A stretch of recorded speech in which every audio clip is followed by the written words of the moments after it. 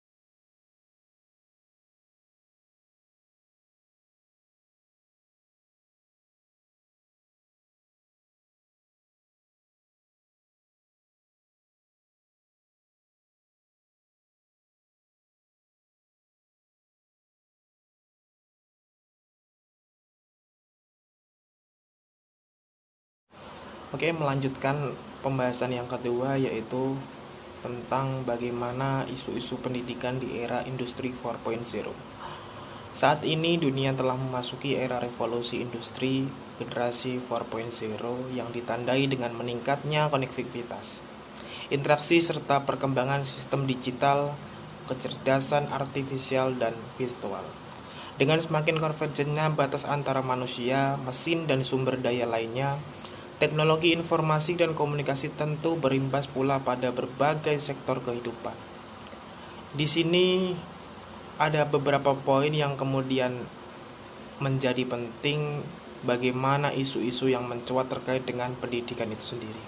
Pertama, menyoal belajar pada waktu dan tempat yang berbeda. Artinya ini menjadi tantangan bagi kita, terutama calon-calon pendidik, calon-calon guru, bagaimana menyikapi hal semacam ini. Kemudian yang kedua, menyoal pembelajaran yang individual. Artinya siswa akan belajar dengan peralatan belajar yang adaptif dengan kemampuannya.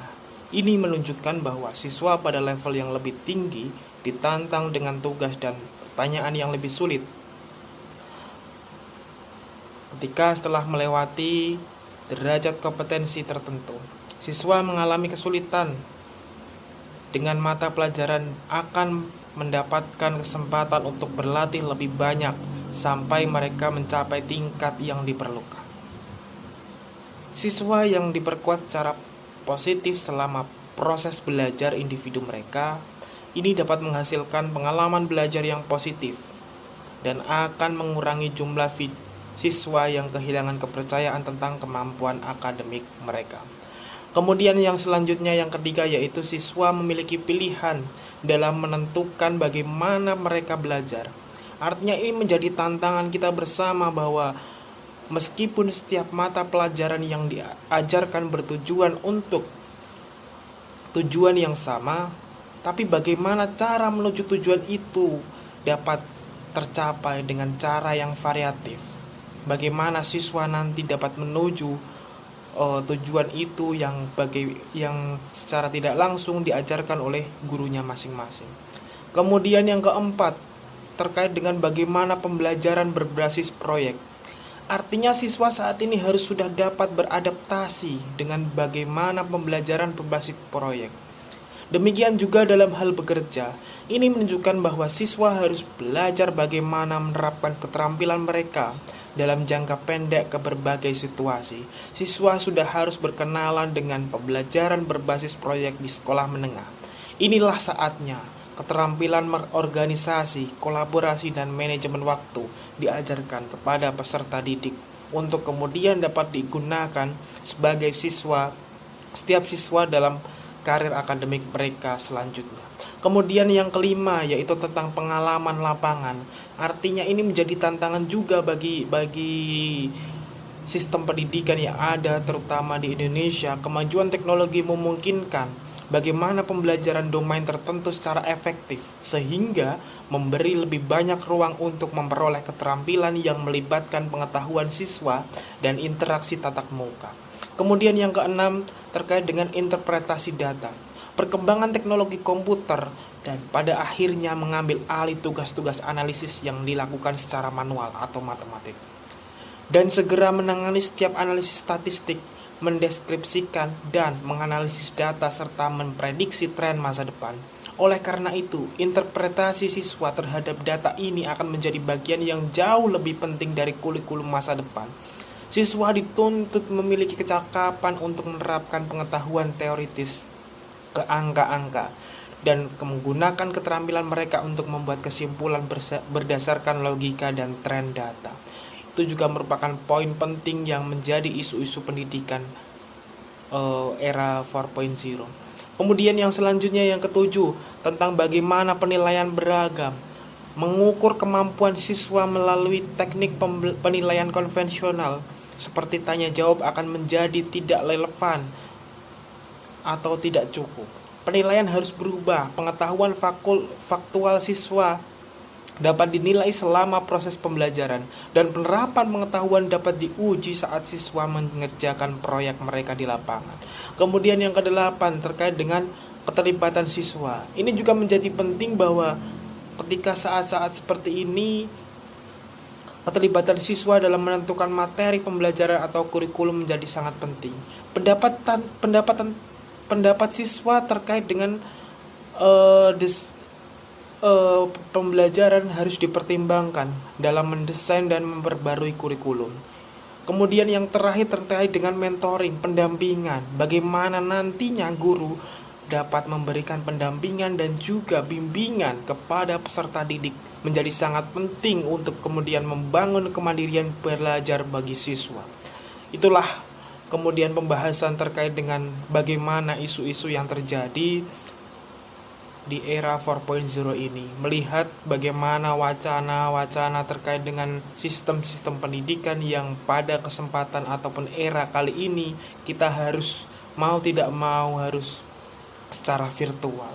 Beberapa sekolah yang kemudian ada di Jawa Tengah juga sudah mewacanakan, terutama di Kota Semarang, Pak Hendra Priyadi juga mewacanakan terkait dengan wacana sekolah offline yang insya Allah itu pada bulan Juli ya, semester ganjil yang akan datang begitu. Beberapa sekolah yang lain juga sudah mulai bagaimana menerapkan sistem sekolah offline online kolaborasi begitu, bagaimana siswa dan guru tetap bisa bertatap muka. Artinya pendampingan guru, monitoring, mentoring dari guru juga sangat berpengaruh dalam menjaga prestasi dan juga perkembangan siswa tersebut. Terima kasih. Selanjutnya yaitu cara menghadapi pendidikan dalam dunia industri 4.0. Di dalam menghadapi era revolusi industri 4.0 di bidang pendidikan, motivasi saja tidak cukup dalam mewujudkan cita-cita Making Indonesia 4.0. Harus ada wujud yang konkret dan usaha yang keras untuk pemerintah Indonesia dan kita semua dalam menyongsong digitalisasi. Tantangan pasti akan dihadapi dalam setiap transisi inovasi dan teknologi. Kita harus berani dan siap. Jika tidak, maka akan tenggelam oleh era disrupsi ini. Dan menurut Kemendikbud Muhadjir Effendi, dalam bidang pendidikan perlu merevisi kurikulum dengan menambahkan 5 kompetensi peserta didik dalam memasuki era revolusi 4.0, yaitu diantaranya yang pertama memiliki kemampuan berpikir kritis, Yang kedua, memiliki kreativitas dan kemampuan yang inovatif. Yang ketiga, memiliki kemampuan dan keterampilan berkomunikasi. Yang keempat, bisa bekerja sama dengan dan berkolaborasi. Dan yang terakhir, memiliki kepercayaan diri. Selain itu juga, agar lulusan itu nantinya bisa kompetitif, maka kurikulum memerlukan orientasi baru, tidak hanya cukup memahami literasi lama, diantaranya seperti membaca, menulis, matematika, tapi juga perlu memahami literasi era revolusi industri 4.0, yaitu literasi data, literasi teknologi, dan literasi manusia. Kemudian dalam dunia pendidikan itu sendiri, kita sebagai calon guru ada beberapa hal yang perlu dihadapi dalam era industri 4.0, yaitu yang pertama, bersahabat dengan teknologi. Dunia ini selalu berubah dan berkembang ke level yang lebih tinggi. Salah satu perubahannya ditandai dengan kemajuan teknologi. Setiap orang tidak akan mampu melawan kemajuan teknologi itu sendiri. Guru wajib memiliki kemampuan untuk belajar terus-menerus. Perubahan dunia oleh kemajuan teknologi tidak perlu dijadikan sebagai ancaman, namun dihadapi dengan hal-hal yang positif seperti belajar dan beradaptasi, serta mau berbagi dengan teman tentang kesuksesan dan kegagalan. Yang kedua, kerjasama atau kolaborasi. Hasil yang maksimum akan sulit dicapai bila dikerjakan secara individu tanpa adanya kerjasama atau berkolaborasi dengan orang lain. Karena itu, guru harus memiliki kemampuan yang kuat untuk berkolaborasi dan belajar dengan orang lain. Kemudian yang ketiga, kreatif dan mengambil risiko. Ini merupakan salah satu skill yang diperlukan. Kreativitas akan menghasilkan sebuah struktur pendekatan atau metode untuk menyelesaikan masalah dan menjawab kebutuhan. Yang keempat, memiliki selera humor yang baik. Guru yang humoris biasanya guru yang sering diingat oleh murid. Tertawa dan humor dapat menjadikan skill yang penting untuk membantu dalam membangun hubungan dan relaksasi dalam hidup. Ini akan mengurangi rasa stres dan rasa frustasi. Yang kelima, mengajar secara utuh. Dalam berbagai teori belajar dan pembelajaran, kita mengenal dengan pembelajaran individual dan kelompok. Dan akhir-akhir ini gaya belajar dan pembelajaran yang bersifat individu semakin meningkat. Karena itu, guru zaman sekarang perlu mengenali siswa secara individu, termasuk keluarganya dan cara mereka belajar, termasuk kendala-kendala yang dialaminya baik secara pribadi maupun yang ada di dalam keluarga. Kemudian strategi pembelajaran berpengaruh terhadap pola pikir dan apa yang akan dihasilkan siswa kelak nanti. Pemilihan strategi pembelajaran mempunyai peranan sangat penting dalam menyiapkan siswa menghadapi era revolusi industri 4.0. Adapun 5 strategi yang bisa digunakan guru dalam pembelajaran, yaitu yang pertama, membantu siswa dalam belajar. Proses pembelajaran yang terjadi adalah teacher center. Guru sebagai sumber informasi satu-satunya di dalam kelas. Kemudian adanya kesempatan untuk berkembang dan berprestasi. Ukuran keberhasilan siswa hanya dipandang dari angka yang diperoleh. Peringkat di kelas menandakan prestasi yang didapatkan siswa. Tanpa disadari, manusia juga diciptakan Tuhan memiliki kecerdasan yang berbeda-beda. Yang ketiga, penguatan pendidikan karakter atau disebut dengan PKK. Pendidikan karakter harus dikembangkan mulai dari usia dini. Penanaman karakter tidaklah mudah dan membutuhkan waktu yang lama.